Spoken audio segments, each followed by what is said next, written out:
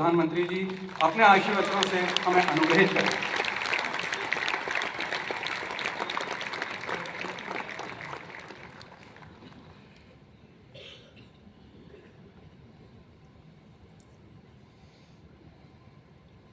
मंत्रिमंडल के मेरे सहयोगी श्रीमान पीयूष गोयल जी, अनुप्रिया पटेल जी, सोम प्रकाश जी, अन्य महानुभाव और देश भर से हमारे साथ जुड़े हुए स्टार्टअप इकोसिस्टम के सभी साथी, आप सबको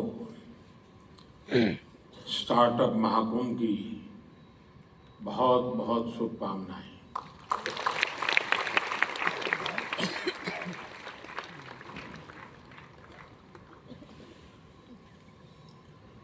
स्टार्टअप लॉन्च तो बहुत लोग करते हैं,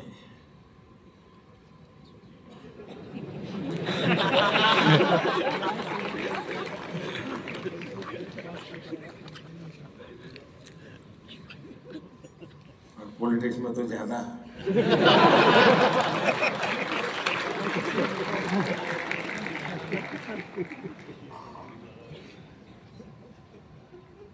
और बार बार लॉन्च करना पड़ता है।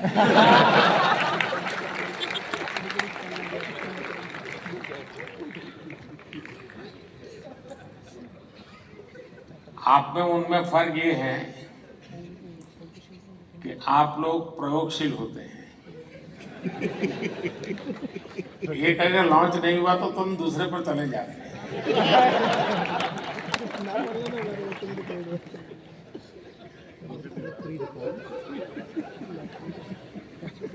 तो अब आप पीछे देर हो गई।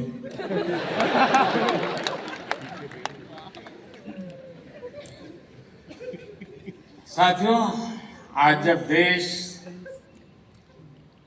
2047 के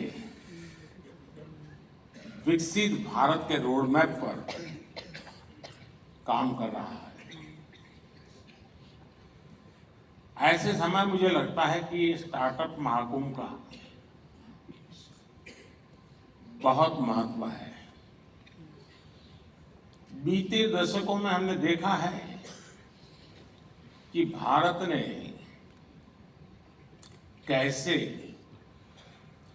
आईटी और सॉफ्टवेयर सेक्टर में अपनी छाप छोड़ी है।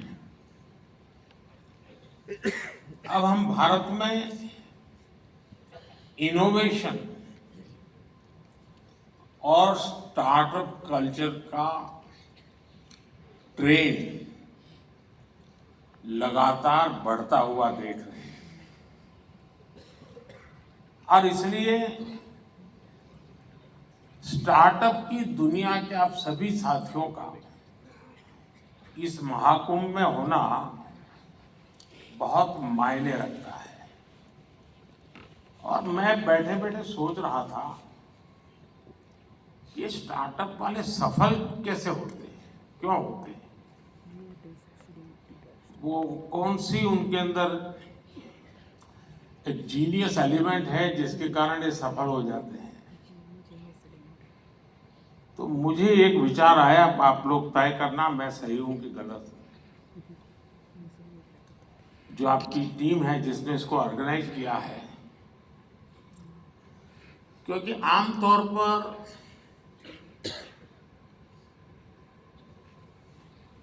सार्वजनिक जीवन में, उद्योग जगत, व्यापार जगत में कोई भी निर्णय होता है तो उसका संबंध सरकार से होता ही है, और जब सरकार से होता है तो फिर थोड़ा 5 साल का टाइम टेबल रहता है।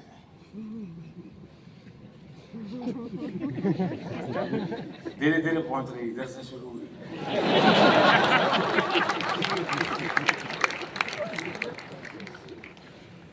और इसलिए आमतौर पर जो व्यापारी मन होता है वो सोचता है, यार चुनाव का वर्ष है, अभी रहने दो, एक बार चुनाव हो जाए, नई सरकार बनेगी तब देखेंगे। ऐसा ही होता है ना। लेकिन आप लोग, इलेक्शन डिक्लेयर हो चुका है, उसके बावजूद भी इतना बड़ा कार्यक्रम कर रहे हैं।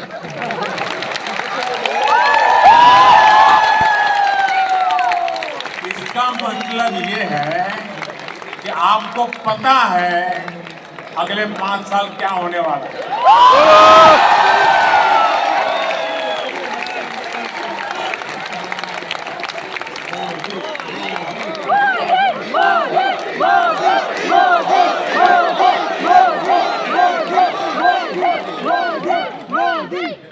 और मैं समझता हूं आपके अंदर ये जो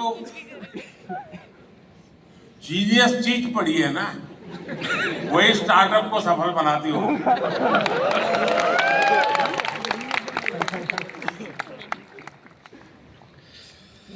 यहाँ investors, incubators, academicians, researchers, industry members, यानी एक प्रकार से सच्चे अर्थ में ये महाकुंभ है। यहाँ यंग एंटरप्रेन्योर्स भी हैं और फ्यूचर एंटरप्रेन्योर्स भी हैं। और जैसे आप में जीनियस टैलेंट है, मेरे में भी है, और इसमें मैं पहचान सकता हूँ, उसमें फ्यूचर एंटरप्रेन्योर मुझे दिखते हैं, मैं देख सकता हूँ।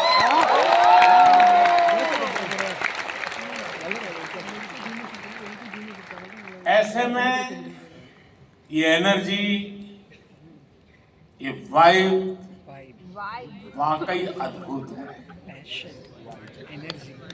जब मैं पोर्ट्स और एग्जीबिशन स्टॉल से गुजर रहा था तो ये वाइब में फील कर रहा था, और दूर कुछ लोग रहे थे, नारे भी लगा रहे थे, और हर कोई अपने इनोवेशन को बड़े गर्व के साथ दिखा रहा था।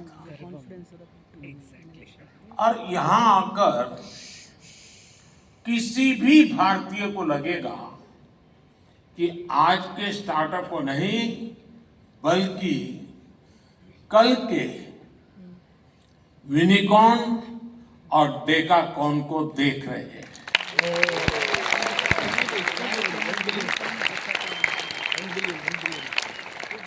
साथियों, भारत आज अगर ग्लोबल स्टार्टअप स्पेस के लिए नई उम्मीद, नई ताकत बनकर उभरा है, तो इसके पीछे एक सोचा समझा विजन रहा है। भारत ने सही समय पर सही निर्णय लिए, सही समय पर स्टार्टअप्स को लेकर काम शुरू किया। अब ये समिट तो आप लोगों ने बहुत बड़ी मात्रा में ऑर्गेनाइज की है, लेकिन जब ये शब्द भी का स्टार्टअप नहीं हुआ था, उस समय मैंने एक समिट की थी विज्ञान भवन में। बड़ी मुश्किल से आधा सभागृह भरा था, पीछे फिर जैसे सरकार करती है जगह हमने भर दी थी।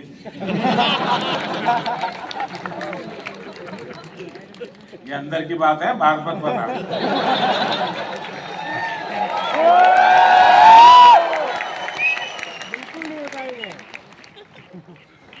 और उस समय देश में जो नए नए कुछ नौजवान, और मैंने startup India, stand up India इसको लॉन्च करने की दिशा में मेरा प्रयास था, और मैं चाहता था कि उसको मैं एक आकर्षण पैदा करूं, यूथ में एक मैसेजिंग करूं।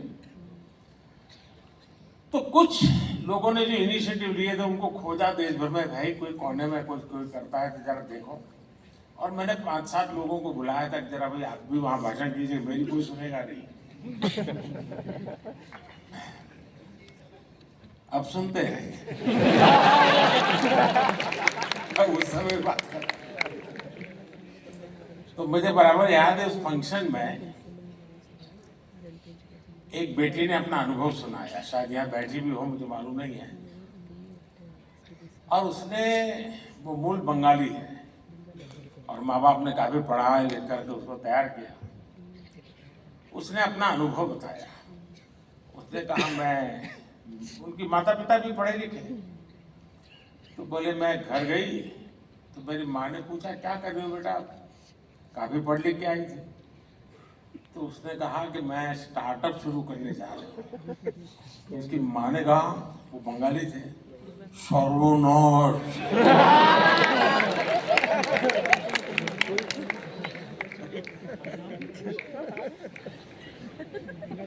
बोले सर्वनाश यानी स्टार्टअप यानी सर्वनाश। वहां से शुरू हुई यात्रा, इसका एक सैंपल यहां नजर आ रहा है।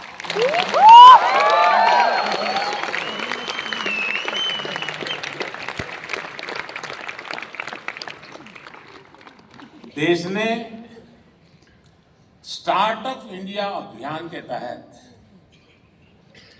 इनोवेटिव आइडियाज को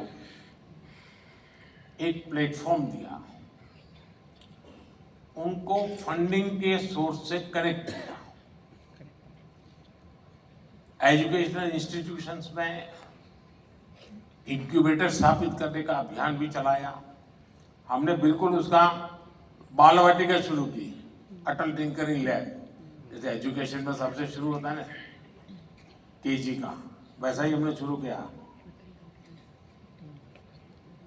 और इससे फिर एक स्टेज आकर गया, इंक्यूबेशन सेंटर बनते गए। टियर 2, टियर 3 शहरों के नौजवानों के लिए भी अपने आइडियाज को इंक्यूबेट करने की सुविधा मिलने लगी। आज पूरा देश गर्व से कह सकता है कि हमारा स्टार्टअप इकोसिस्टम सिर्फ बड़े मेट्रो शहर तक सीमित नहीं है। और अभी एक छोटी सी फिल्म में भी दिखाया गया, ये देश के 600 से अधिक जिलों तक पहुंच चुका है। इसका मतलब है ये सामाजिक कल्चर बन गया। और जब कोई सामाजिक कल्चर बन जाए तो फिर उसको रुकने का कोई कारण ही नहीं होता है, वो नई नई ऊंचाइयों को प्राप्त करता ही करता जाता है। भारत की स्टार्टअप क्रांति का नेतृत्व आज देश के छोटे शहरों के युवा कर रहे हैं।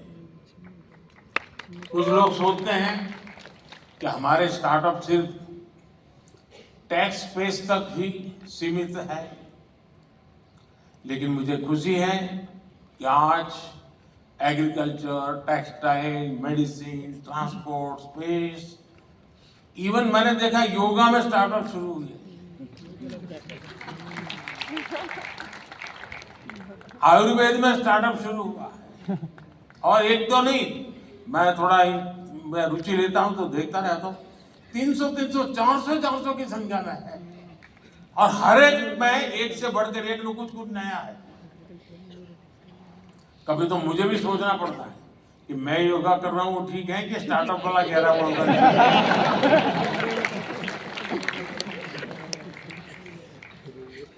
साथियों, स्पेस जैसे सेक्टर में जो कि हमने अभी कुछ ही समय पहले ओपन अप किया।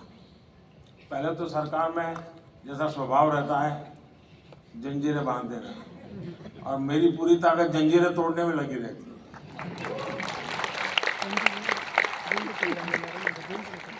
स्पेस में 50 से अधिक सेक्टर्स में भारत के स्टार्टअप बहुत अच्छा काम कर रहे हैं। और ऑलरेडी हमारे स्टार्टअप स्पेस शटल लॉन्च करने लगे हैं इतने कम समय में। साथियों, भारत की युवा शक्ति का सामर्थ्य आज पूरी दुनिया देख रही है। इस सामर्थ्य पर भरोसा करते हुए देश ने स्टार्टअप इकोसिस्टम निर्माण करने की तरफ अनेक कदम उठाए। शुरुआत में इस प्रयास पर भरोसा करने वाले बहुत कम थे। जैसा मैंने प्रारंभ में कहा, हमारे यहाँ पढ़ाई का मतलब नौकरी और नौकरी का मतलब सिर्फ सरकारी नौकरी, यही सब था। मैं बड़ौदा में रहता था पहले, और वहाँ महाराष्ट्रीयन परिवारों से हमारा नाता जरा ज़्यादा था, तो गायकवाड़ी स्टेट है। तो हमारे कुछ साथी बड़े मजाकिया स्वभाव से कहते थे, अगर बेटी बड़ी हुई, शादी तय करनी है, तो घर में चर्चा क्या होती है? मुला फाल छाना है। अरे बेटा बहुत अच्छा है, फिर क्या? सरकारी नौकरी है बस, तो बेटी शादी होने के लिए योग्य हो गया। आज पूरी सोच बदल गई है। कोई बिजनेस की बात करना था तो पहले आइडिया की नहीं, दिमाग यही है यार, करना तो है लेकिन पैसे कहां से लाऊं।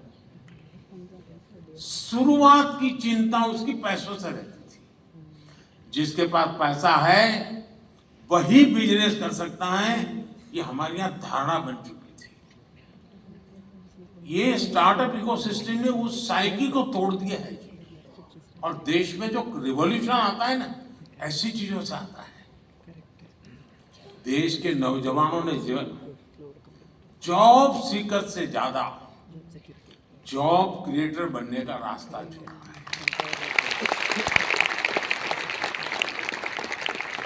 अब फिर जब देश ने स्टार्टअप इंडिया अभियान शुरू किया तो देश के युवाओं ने दिखा दिया कि वो क्या कुछ कर सकते हैं। आज भारत दुनिया का तीसरा बड़ा स्टार्टअप इकोसिस्टम है। 2014 में जहां देश में कुछ और स्टार्टअप भी नहीं थे, आज भारत में करीब 1.25 लाख रजिस्टर्ड स्टार्टअप हैं और इनसे करीब 12 लाख नौजवान सीधे तौर पर जुड़े हुए हैं। हमारे पास 110 से ज्यादा यूनिकॉर्न्स हैं। हमारे स्टार्टअप ने लगभग 12,000 पैटेंट्स फाइल किए हैं और बहुत सारे स्टार्टअप ऐसे हैं जो अभी तक वो पेटेंट के महत्व नहीं समझे। मैं अभी भी मिल के आया, मैंने पहला ही पूछा, मेरा पेटेंट हुआ गया? नहीं, बोले प्रोसेस में है। मेरा आप सबसे आग्रह है उस काम को साथ साथ चालू ही कर दीजिए, क्योंकि आज दुनिया इतनी तेजी से बदल रही है, पता नहीं कौन कहां हाथ मार ले।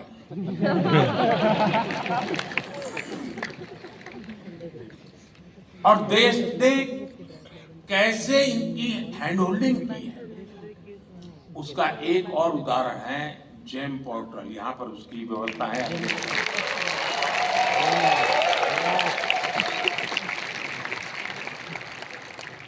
आज ये स्टार्टअप सिर्फ जेम पोर्टल पर ही करीब 20,000 करोड़ रुपए से ज्यादा का कारोबार कर चुके हैं। यानी सरकार ने एक प्लेटफॉर्म बनाया, आप वहां पहुंचे और इतने कम समय में 20-22 साल की आयु के नौजवान 20,000 करोड़ का कारोबार कर ले एक प्लेटफॉर्म पर, ये बहुत बड़ी बात है जी।